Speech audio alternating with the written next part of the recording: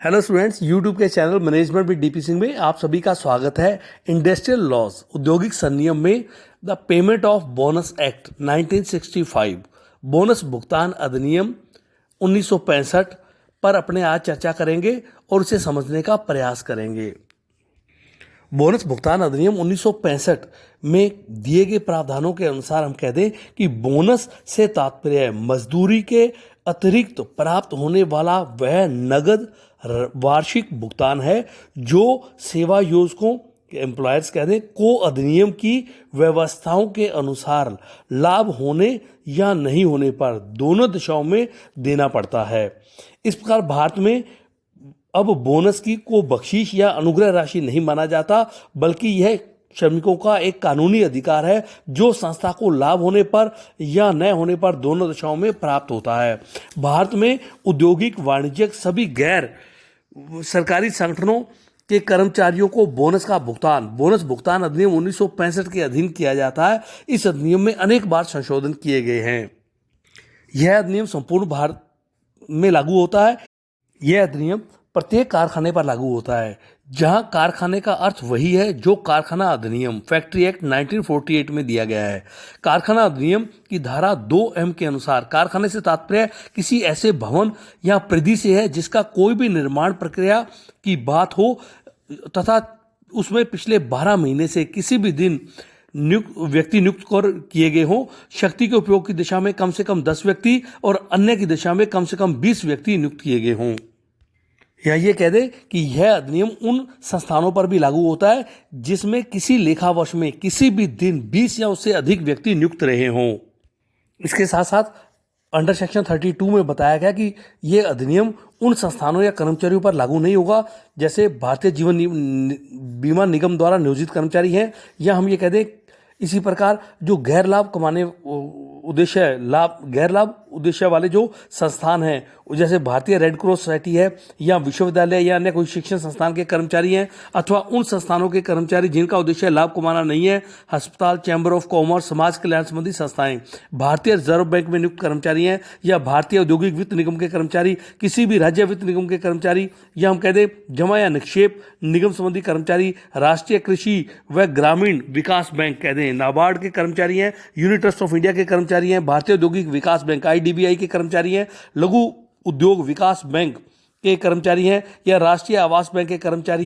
इन सभी पर यह अधिनियम लागू नहीं होगा। इसी प्रकार निर्धारित कर्मचारियों की संख्या से कम वाले संस्थान हैं उन पर, या कहते जो नए संस्थान हैं, या ये कहते धारा 16 के अंतर्गत ये व्यवस्था की गई है कि जिनकी स्थापना के 5 वर्ष पूरे नहीं हुए हैं तो उन पर यह अधिनियम लागू नहीं होगा। आइए student, eligibility and payment of bonus की पात्रता और भुगतान संबंधी क्या प्रावधान है उसको अपने समझने का प्रयास करते हैं। प्रत्येक कर्मचारी किसी भी लेखा वर्ष में सेवा योजक से अधिनियम के अनुसार बोनस प्राप्त करने का अधिकारी होगा यदि उसने उस वर्ष में कम से कम उस संस्थान में 30 दिन का कार्य किया हो अंडर सेक्शन 8 के अनुसार। इस प्रकार यहाँ स्पष्ट है कि बोनस जो प्राप्ति के हकदार होने के लिए कर्मचारी को सेवा योजक के यहाँ उस संस्थान में कम से कम 30 दिन का कार्य करना चाहिए। ये अवधि निरंतरता में पूरी हो ये आवश्यक नहीं है। कर्मचारी कुछ अंतराल में भी उस संस्थान में लेकिन एक लेखा वर्ष में 30 दिन कार्य करना उसके लिए आवश्यक होगा तो वो बोनस प्राप्त करने का अधिकारी होगा। इस अधिनियम के अनुसार बोनस प्राप्त करने के अधिकारी वो व्यक्ति हैं जैसे यदि वह बोनस अधिनियम के अधीन आने वाले प्रतिष्ठान में संस्थान में कर्मचारी है, यदि उसका वेतन 21,000 रुपये प्रति माह से अधिक नहीं है अंडर सेक्शन 2 सब सेक्शन 13 के अनुसार,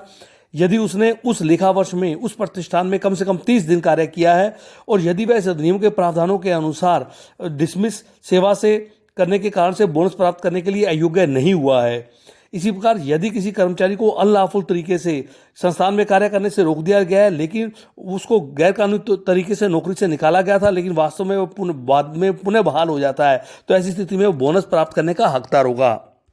इसके साथ साथ अधिनियम में यह भी प्रावधान है, कोई अस्थायी कर्मचारी है, यदि वो बोनस के अन्य शर्तों को पूरा करता है तो उसको बोनस को प्राप्त करने का हकदार होगा। इसी प्रकार कोई पार्ट टाइम कर्मचारी है लेकिन बोनस के अन्य शर्तों को पूरा करता है तो भी वह प्राप्त करने का बोनस का हकदार होगा। इसी प्रकार कोई सीजनल कारखाने में कार्य करने वाला कर्मचारी है, इसी प्रकार अपने कह दे किसी कर्मचारी को छटनी या उसको कह दे रिटेंचमेंट कर दिया गया है कर्मचारी को, लेकिन बाद में वो बोनस की तो दूसरी शर्तें पूरी करता है और इसके साथ साथ जितने दिन तक उसने कार्य किया है उस दिन तक वो उस बोनस को प्राप्त करने का हकदार होगा। किसी कर्मचारी को निलंबित कर दिया गया है या उसको अपने कहते हैं डिसमिस कर दिया गया है लेकिन बाद में वो न्यायालय के आदेश से या उसको पुनः सेवा में बहाल कर दिया जाता है तो ऐसी स्थिति में वो बोनस प्राप्त करने का अधिकारी होगा। इसी प्रकार जो प्रोबेशन पर कोई व्यक्ति नियुक्त है, जो परीक्षा कालीन के अधीन है व्यक्ति, तो उसको बोनस प्राप्त करने का हकदार होगा यदि वह अन्य शर्तें उसकी पूरी करता है।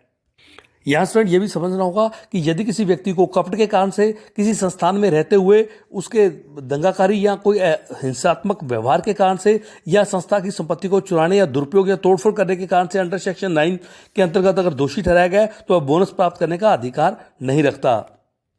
इसी प्रकार स्टूडेंट्स यदि कोई प्रशिक्षु है या कहते अप्रेंटिस है अर्थात प्रशिक्षण प्राप्त कर्मचारी है तो वो भी बोनस प्राप्त करने का अधिकारी नहीं है क्योंकि वह बोनस अधिनियम की परिभाषा में या बोनस अधिनियम में उसको कर्मचारी के अंतर्गत नहीं माना जाता। आइए स्टूडेंट इसके साथ साथ पेमेंट ऑफ मिनिमम बोनस जो इस अधिनियम में प्रोविजंस किए गए हैं उसमें जो एम्प्लॉयर है उसका कर्मचारी को न्यूनतम बोनस चुकाने के लिए क्या उत्तरदायित्व है, इस पर चर्चा करते हैं, इसे समझते हैं। 15 वर्ष या उससे अधिक आयु के कर्मचारी को न्यूनतम बोनस, तो इसमें क्या है, प्रत्येक सेवा योजक जो एम्प्लॉयर अपने प्रत्येक कर्मचारी को जिसकी आयु 15 वर्ष पूरे कर लिए हैं उसे एक लेखा वर्ष में अर्जित मजदूरी का कम से कम 8.33% या कहते 8.33% वो उसको बोनस का भुगतान करेगा। इसी प्रकार 15 वर्ष से कम आयु की दिशा में कर्मचारी को भी न्यूनतम बोनस देना होगा और इसमें सेवा योजक कर्मचारी के लेखा वर्ष के प्रारंभ में अपनी आयु के 15 वर्ष पूरे नहीं किए उसने तो एक लेखा वर्ष में अर्जित मजदूरी का कम से कम उसे 8.33% या परसेंट कह दे उसको बोनस राशि का भुगतान चुकाने के लिए बाध्य है। इसी प्रकार जो आवंटन